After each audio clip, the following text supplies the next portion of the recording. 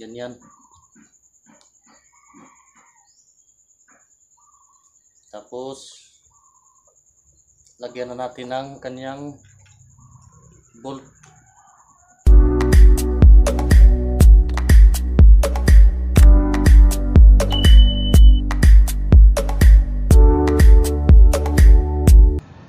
Hello mga ka-idol dyan. Good morning po sa ating lahat dyan. Lalong-lalo na po yung ating mga kaibigan dyan, yung sumusuport sa channel ko. Maraming salamat po sa inyong lahat. At sana po ay hindi po kayo magsawa na mag-support sa aking channel.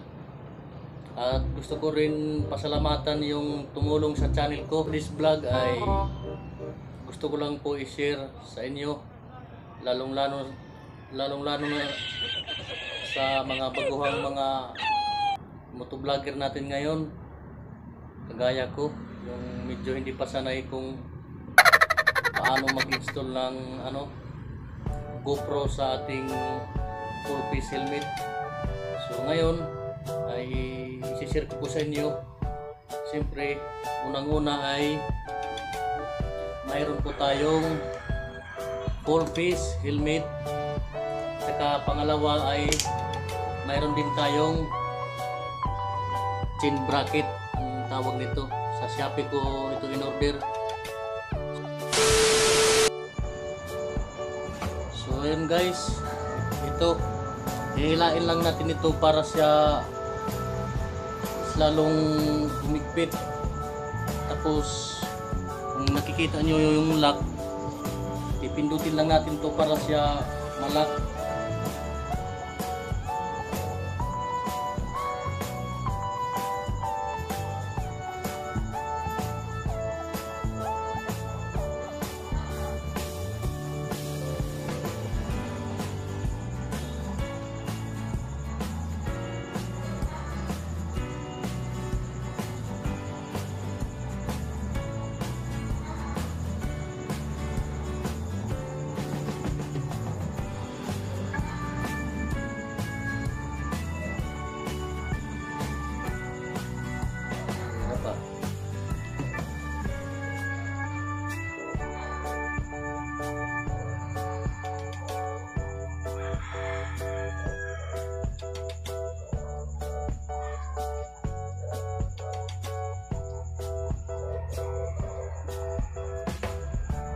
So ayun guys, ito na siya. Ito yung lalagyan ng GoPro na action cam. Saka yung ito guys, yung yung mga tali na kayo na ang bahala kung saan nyo sa ilalim ilagay. So yung sa akin, siyempre yung helmet may naman dito, may foam dito ko sa ilalagay.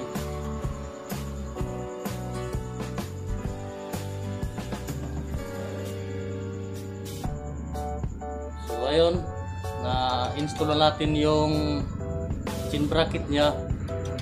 Ay yung next step naman natin ay ito na siya. Dapat mayroon din kayong extension bracket for GoPro. So ang una-una guys, siya natin dito, ganyan, may butas naman siya, ganyan dito, yan.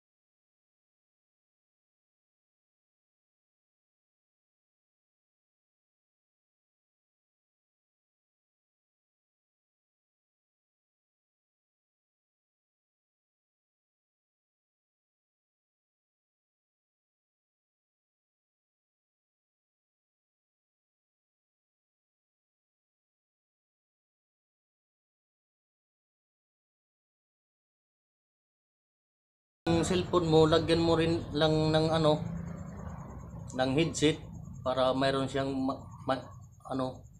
pinaka microphone. So ayun guys, sana ay may natutunan kayo sa vlog ko ngayon. Bago po puputulin yung aking video, ay mag-iwan po ako ng isang salita na stay safe and stay healthy po tayo ngayon, kasi medyo parami yung ating pandemya ngayon, yung COVID.